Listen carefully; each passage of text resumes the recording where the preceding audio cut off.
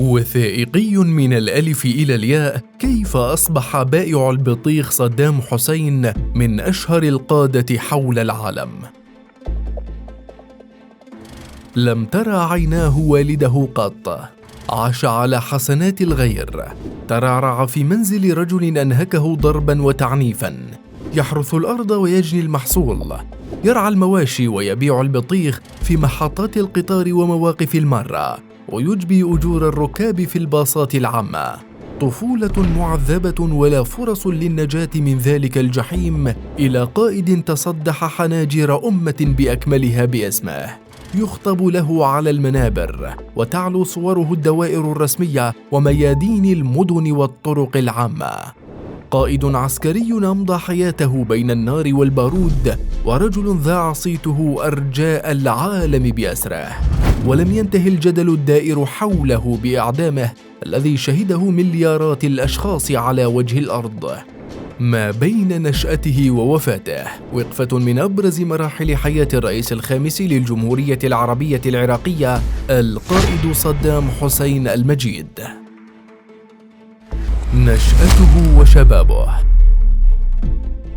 في 28 من أبريل نيسان من عام 1937 ولد صدام حسين مجيد عبد الغفور سليمان عبد القادر بن عمر الثاني الرفاعي أمير تكريت، الذي يعود نسبه إلى علي بن أبي طالب رضي الله عنه، ابن عم النبي محمد صلى الله عليه وسلم، في قرية العوجة التي تبعد 23 كيلومتر عن مدينة تكريت الواقعة شمال غرب بغداد والتابعة لمحافظة صلاح الدين، والذي ينتمي إلى عشيرة البيجات الرفاعية، أحد أفرع قبيلة البو ناصر. توفي والده قبل ولادته ب6 أشهر. بعد فترة قصيرة توفي الأخ الأكبر لصدام وهو في 13 بعد إصابته بمرض عضال. ولد صدام في بيت يملكه خاله خير الله طلفاح. وفي الثلاثينيات كانت القبيلة معروفة بفقرها وبميلها إلى العنف، وكان زعماؤها يفاخرون بتصفية أعدائهم لأتفه الأسباب. وكانت صبحة والدة صدام تتلقى بعض الدعم المادي من شقيقها خير الله طلفاح الذي كان يسكن في تكريت وتكفل بتنشئة صدام. كانت العوجة التي تبعد 8 كيلومترات جنوب تكريت في شمال وسط العراق عبارة عن بيوت وأكواخ مبنية من الطين يسكنها أناس يعيشون في فقر. المياه الصحية والكهرباء والطرق الممهدة لم تكن معروفة، ونسبة الوفيات بين الأطفال مرتفعة، وكان سكانها يعملون في الزراعة، ولم تكن هناك مدارس في العوجة، وكان الآباء المقتدرين مالياً يرسلون أبنائهم للدراسة في تكريت. لم تنتهي عذابات الطفل صدام بكونه فقيراً ويتيماً ووحيداً، بل إن فصيلاً جديداً تبدأ حكايته عقب زواج والدته. انتقلت به أمه الأرملة ليعيش في كنف خاله في بغداد، ثم حدث التحول الأهم بعد ذلك في حياة صدام، والذي كان له أكبر الأثر في تكوين شخصيته فيما بعد، وذلك أن أمه تزوجت من شخص يدعى إبراهيم الحسن، والد إخوة صدام من أمه برزان ووطبان وسبعاوي. منعه إبراهيم الحسن زوج والدته من دخول المدرسة، رغم أن صدام كان تواقا لذلك ليكون مثل باقي الأطفال من ناحية، وليهرب من قسوة زوج أمه من ناحية أخرى. فقد كان يعنفه ويضربه ويضغط عليه ليعلمه أساليب الزراعة ورعي الأغنام، كونه تقليديا ريفيا يجعله منه رجلا يعتمد على نفسه بحسب مفهوم إبراهيم الحسن. وفي سن 10 عمل صدام حسين بائعا للبطيخ في محطة القطار المر بتكريت في طريقه من الموصل إلى بغداد. التعليم والفكر. تأثر صدام بما سمعه عن التعليم من عدنان ابن خاله خير الله طلفاح الذي كان بمثابة والده، حتى أنه قرر السفر معه إلى تكريت للالتحاق بالمدرسة، وقد كانت هي أول خطوة تمرد يتخذها صدام حسين ضد قرارات والدته وزوجها إبراهيم الحسن في جعله مزارعاً. أنهى صدام حسين تعليمه الابتدائي في العام 1955، وقد كان يكبر أقرانه في الدراسة بأكثر من 10 سنوات، وبعدها انتقل مع خاله إلى بغداد التي أكمل فيها تعليمه الإعدادي والثانوي. وقيل أن صدام كان من المتفوقين في دراسته المتوسطة والثانوية، وذلك لما يتمتع به بذاكرة ممتازة وقدرة تصويرية على تذكر التفاصيل. وصل صدام حسين إلى هاربا من العراق على خلفية محاولة انقلاب فاشلة، وكانت له فرصة ليدرس الحقوق والقانون، إلا أنه لم يكمل دراسته وعاد للعراق عام 1963 عقب زوال التهديد الذي كان يخشاه. وعقب عودته إلى العراق نشط بها سياسيا وتصدر كل الحركات والتظاهرات والحشودات المناهضة للدولة في كل من بغداد وتكريت، بعد أن فشل في اختبار القبول في الأكاديمية العسكرية العراقية لتقدمه إليها عبر شهادته الثانوية فقط. ولقرب صدام من عائلة خير الله الطلفاح، فقد تأثر بالفكر السياسي الذي يحمله خاله، والذي عمل ضابطا في الجيش العراقي حتى طرده العام 1941 لما يحمله من أفكار قومجية تضمن الكراهية للنظام الملكي الأسبق والتبعية للاستعمار. ضنك العيش وقساوة الأيام التي هندست حياة الفتى الريفي وساهمت بجعله شخصا استثنائيا متمكنا وقادرا على تصدر المشاهد السياسية، وكونت له شخصيته الجريئة والفريدة ليخطو أولى خطواته في طريقه إلى الحكم. التجربة السياسية ووصوله إلى سدة الحكم. انخرط في الحياة السياسية مبكرا من خلال انضمامه لحزب البعث العربي الاشتراكي، ونشط في صفوف الحزب وصعد سريعا فيه ونال ثقة قادته، فأصبح عضوا فاعلا وتدرج سريعا في رتبة بفعل جرأته واستعداده. في عام 1959 للميلاد شارك صدام مع مجموعة بعثية في محاولة اغتيال عبد الكريم قاسم الذي كان رئيس الوزراء وقائد القوات المسلحة حينها بعد ظهر اليوم 7 من أكتوبر. وخلافا للترتيبات وبسبب الانفعال سحب صدام مدفعه الرشاش من تحت معطفه وفتح النار على سيارة قاسم قبل الوقت المقرر، وقبل أن يتمكن الآخرون من فتح النار تمكن حراس قاسم من مواجهة الموقف، وأصيب صدام في ساقه على يد أحد زملائه. تمكن أعضاء فريق الاغتيال من الفرار إلى أحد مخابئ الحزب في العاصمة بغداد، أما عبد الكريم قاسم فقد نقل إلى المستشفى وأجري له العلاج اللازم. تم استدعاء الدكتور تحسين الملا وهو أحد الأعضاء المؤسسين لحزب البعث لمعالجة صدام، وقد ذكر عن الحادثة أنه لم يكن سوى جرح بسيط عبارة عن كشط، وقد تمت مداهمة المخبأ الذي لجأ إليه فريق الاغتيال، إلا أن صدام استطاع الفرار إلى سوريا حيث قضى هناك 3 أشهر قبل أن ينتقل إلى القاهرة، حيث انضم إلى نحو 500 شاب من البعثيين الذين اجتمعوا في العاصمة المصرية، وكانت الحكومة السورية قد أرسلت هؤلاء إلى مصر بهدف استكمال تعليمهم. وبعد أن أطاحت مجموعة من الضباط والبعثيين بعبد الكريم قاسم سنة 1963 عاد صدام إلى العراق وعمل مع رفاقه الذين كانوا جزءا من السلطة من خلال رئاسة البكر للوزراء، لكن حليفهم فيها عبد السلام قاسم طاح بهم بسرعة فقبض على صدام وزج به في السجن سنة 1964. وخلال وجوده في السجن انتخب سنة 1966 أمين سر القيادة القطرية لحزب البعث في العراق، واستطاع الهرب من السجن أثناء نقله للمحاكمة. وبعد 2 سنين استطاع حزب البعث الاستيلاء على السلطة في 7 من يوليو تموز 1968، وكان دوره محوريا في ذلك، فعين أحمد حسن البكر رئيسا للجمهورية، وتولى صدام منصب نائب رئيس مجلس قيادة الثورة في سبتمبر أيلول من نفس السنة، وبدأ مساره لتولي الحكم في العراق وتجميع السلطة بيده. جاءت لحظة صعود صدام حسين إلى موقع الرجل الأول، وتحديداً عندما قرر أحمد حسن البكر الوحدة في سوريا. كانت هذه الخطوة كفيلة بزلزلة عرش البكر وإسقاطه، لأنها سترفع من موقع حافظ الأسد العدو اللدود لصدام حسين، كما أنها ستدفع بصدام إلى موقع مجهول في دولة اتحادية جديدة. عندها سارع صدام إلى الإطاحة بالبكر. كان ذلك ليلة 17 من تموز يوليو لعام 1979.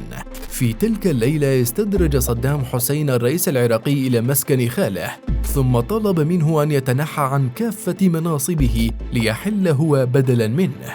في البداية قاوم البكر ذلك الضغط، ثم رضخ بعدما أدرك أن الأمر قد انتهى.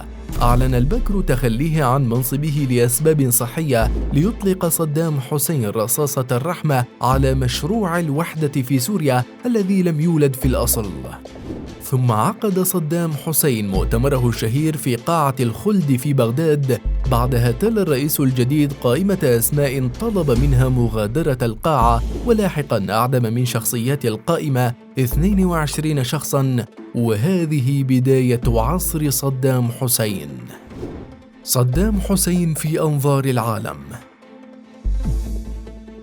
مضت الأحداث السياسية في العراق بوتيرة متسارعة يسودها حالة من التخبط، إلى حين تقلد صدام حسين لرئاسة العراق الذي أضفى صبغة الاستقرار على نظام الحكم، لتتكشف بعدها طبيعة العلاقات الإقليمية والدولية مع العراق، والتي تنوعت بين التوافق والصداقة والخلاف والعداء. فعلى مستوى العلاقات بين صدام حسين ودول الجوار والمنطقة العربية، كان الوضع كما يلي: العلاقات العراقية الإيرانية. اتسمت العلاقة بين صدام حسين ونظام الشاه محمد رضا بهلوي الملكي في إيران بالمتوترة، إلا أنها أصبحت علاقة يسودها العداء منذ ما يعرف بالثورة الإسلامية في جمهورية إيران، والتي قادها روح الله الخميني، الذي بدأ في العام 1980 باستفزاز صدام حسين عبر قضم أراضٍ عراقية، والتي أدت لنشوب حرب بين البلدين دامت لنحو 9 أعوام. العلاقات العراقية التركية. حافظ العراق على علاقات ودية مع تركيا، وهي الدولة غير العربية المجاورة في شمال العراق، ولقد خدمت تركيا العراق باعتبارها نقطة عبور هامة لكل من الصادرات النفطية العراقية والواردات السلعية لها، وكذلك مرور خط أنابيب نقل النفط من حقول النفط الشمالية من العراق عبر تركيا إلى البحر المتوسط. وتخلل تلك العلاقة بعض التوترات بسبب الخلافات المائية، والتي انتهت بقبول تركيا بالحلول العراقية. العلاقات العراقية الأردنية. تحسنت العلاقات بين الأردن والعراق في ظل حكم صدام حسين بشكل ملحوظ منذ عام 1980، عندما أعلن الأردن دعمه للعراق في بداية الحرب بين إيران والعراق. ودعم الأردن للعراق خلال حرب الخليج الثانية أدى إلى زيادة تحسين العلاقات بين البلدين. العلاقات العراقية السعودية. كان لاحتواء الرياض ودعم قوى المعارضة العراقية التي تدعو للإطاحة بحكومة صدام حسين في الماضي، وتقديم الدعم السياسي والمادي لهذه المجموعات أهم مؤشر لإثبات عدم رضا الرياض عن النظام العراقي. ولم تشهد تلك العلاقات أي انفراجات حتى الغزو الأمريكي للعراق عام 2003 والإطاحة بنظام صدام. العلاقات العراقية الكويتية. نظراً لموقع الكويت الاستراتيجي في منطقة الخليج العربية التي يسود الصراع السياسي والعسكري على العلاقات بين دول المنطقة، فقد اتجهت لسياسة النأي بالنفس، وحافظت على علاقة يمكن وصفها بالودية مع العراق إبان حكم صدام حسين. إلا أن مطالبة الكويت لنظام صدام بالقروض المالية المقدمة له خلال حربه ضد إيران أدى إلى تفاقم الخلاف الذي وصل إلى مرحلة الحرب وغزو العراق للكويت في عام 1990 بما يعرف باسم حرب الخليج الثانية. أما عن سوريا،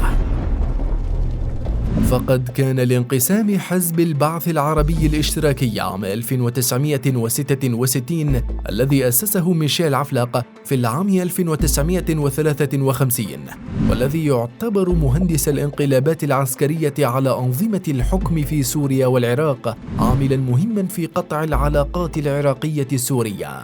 واستمرت الخلافات فترة طويلة من الزمن دفعت بنظام حافظ الأسد وابنه بشار من بعده بتقديم الدعم لكل الأطراف التي تعادي نظام صدام حسين. كانت بذور هذه العداوة هي مقولة صدام لحافظ في القمة العربية بفاس عام 1982: أنتم لستم عرباً وعليك أن تبحث عن أصلك. واستمرت هذه الخلافات إلى أن وصلت إلى قطع الأوصر الدبلوماسية وإلغاء حافظ الأسد السفر للسوريين إلى العراق، وأدت ببعض السوريين إلى أقبية السجون والمعتقلات لعشرات السنين. وكان رد النظام السوري حينها رخيصا للغاية، حيث استخدم الفن الهابط في إهانة الرئيس صدام، فقد أمر حافظ الأسد المغنيين بالتهجم على أعراض النظام العراقي، واشتهرت حينها الأغنية يا صبحة هاتي الصينية لتوفيق بهجت، والتي يعاير بها حافظ الأسد والدة صدام صبحة الطلفاح بعملها كخادمة في منازل العراقيين. وعندما منعت السلطة العراقية بث الأغنية، أعطى حافظ أوامره ببث الأغنية يومياً، وقام بتركيب مقويات للبث الإذاعي والتلفزيوني السوري بالقرب من الحدود السورية العراقية. علاقات صدام حسين دولياً. العلاقات العراقية الأمريكية. لم تكن الولايات المتحدة راضية عن الرئيس العراقي صدام حسين ونظام الحكم، وأسهمت بشكل كبير في مواجهته سياسياً في كل الميادين الدولية والأممية، إلا أنها أجهرت ذلك العداء وأصبحت واقعاً عسكرياً عندما هدد صدام حسين المصالح الأمريكية في منطقة الخليج العربي وغزوه للكويت، وبدأت بتكوين تحالف دولي لغزو العراق بحجة مكافحة أسلحة الدمار الشامل عقب قصف بنظام صدام حسين لتل أبيب في العام 1991 بصلية من الصواريخ الباليستية. العلاقات العراقية الفرنسية. فقبل غزو العراق للكويت كانت فرنسا تتمتع بعلاقات ودية مع الرئيس العراقي السابق صدام حسين، وقدمت له الدعم السياسي والعسكري إبان حربه مع إيران، ولكن العلاقة ساءت تماما عندما دخلت العراق الأراضي الكويتية، فقطعت فرنسا العلاقات مع العراق. ويشبهها أيضا العلاقات مع دول الاتحاد السوفيتي وألمانيا والصين وباكستان والهند وأستراليا ودول أمريكا الجنوبية، والتي بدأت تتخلى تدريجيا عن صدام حسين عندما بدأت تكثر خلافاته. صدام حسين والبيت العراقي. خلال أكثر من 30 عاماً في سدة الحكم، بينها 20 عاماً كرئيس، اعتمد صدام حسين العراق نهجاً قاسياً في حكم الدولة، متنوعة الأعراق العشائرية والمذاهب الدينية، مما وضع العراق بأسره في مهب الريح. وعلى الرغم من الحروب التي خاضتها بلاده ومعاناة العراقيين من عواقب الحصار الذي فرضته الأمم المتحدة، فإن قبضة صدام على الحكم لم تضعف حتى غزو العراق عام 2003، فقد تعرض لبعض الهزات الداخلية، والتي بدأت من الانتفاضات التي شهدها العراق ضد حكم صدام حسين في الجنوب والشمال في أعقاب هزيمة الجيش العراقي في حرب الكويت. تمكن من الاحتفاظ بقبضته الشديدة على الحكم عبر قمع الأكراد في الشمال والشيعة في الجنوب، واستخدم عمليات التهجير الواسعة للسكان في داخل العراق وإلى خارجه، ولجأ إلى عمليات تنكيل وقتل جماعي واستخدام الأسلحة الكيميائية، كما حصل في بلدة حلبشة الكردية، وأحداث تغييرات بيئية كبيرة لأغراض أمنية مثل عمليات تجفيف منطقة الأهوار في جنوب العراق. إلا أن حكمه تعرض أيضاً لضربات مقتلية تمثلت بهرب 2 من أعضاء الحلقة الضيقة المحيطة فيه، وهما صهراه حسين كامل المسؤول عن التصنيع العسكري، وأخوه صدام كامل الذي كان ضمن طاقم حماية صدام، لكنهما حين قرروا العودة إلى العراق بضمانات من صدام نفسه وقتلا على الفور في بغداد، على يد زعماء عشيرتهم التي لم تغفر خيانتهم.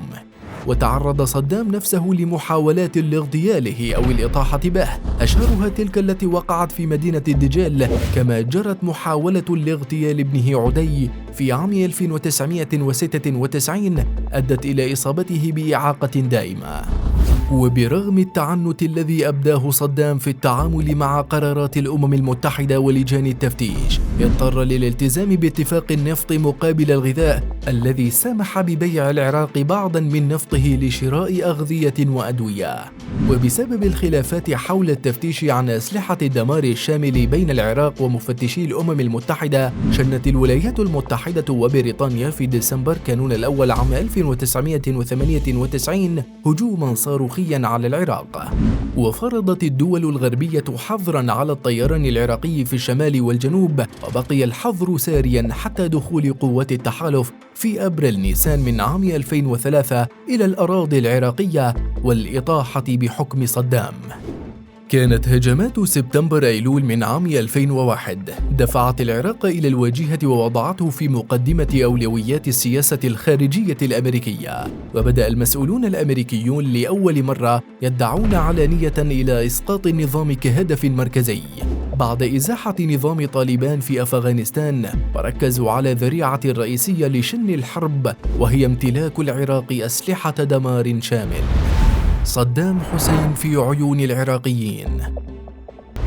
لا يزال طيف الزعيم العراقي صدام حسين حاضراً حتى يومنا هذا في مخيلة كل عراقي، فقد كان قائداً استثنائياً إضافة لكونه الرئيس الذي حكم العراق لأطول مدة في تاريخه الحديث.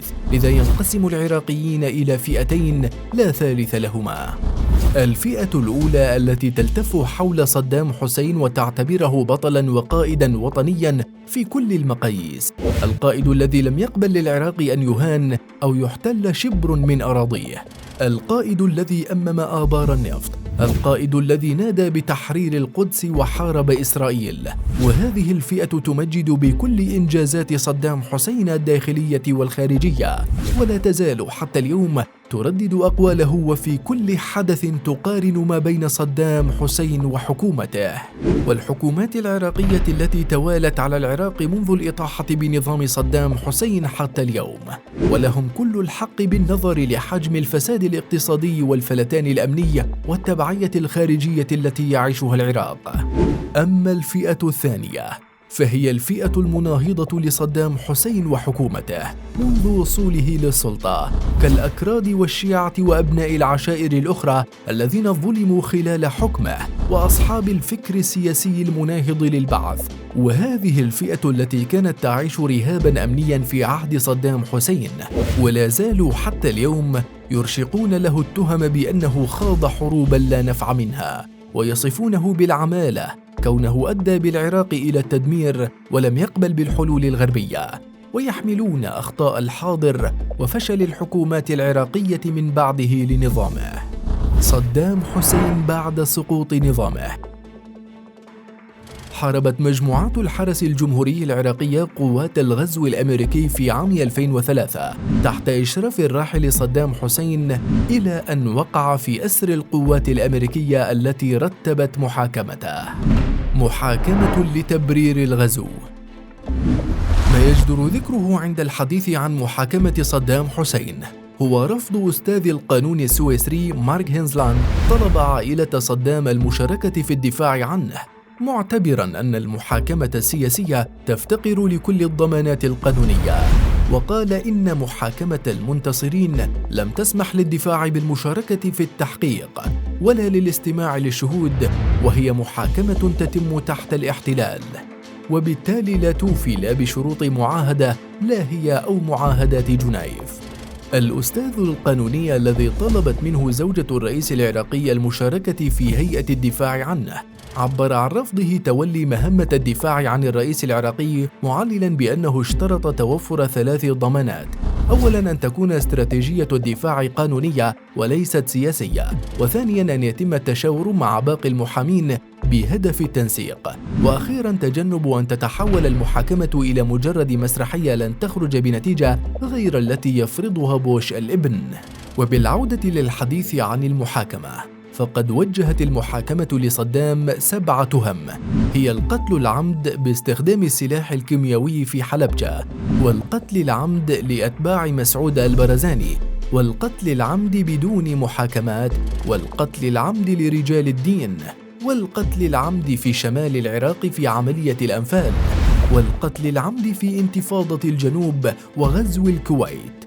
رفض صدام التوقيع على لائحة التهم الموجهة إليه إلا بوجود محامين، ورفض أن يخاطب إلا بصدام حسين رئيس جمهورية العراق، وقال إن تمسكه بهذا اللقب هو احترام لسيادة الشعب العراقي، مع الاحتفاظ بنبرة صوته الحادة وأسلوبه في الحديث الذي يعكس شخصيته المهيبة وكبرياؤه الذي اعتاد الظهور به أمام العراقيين.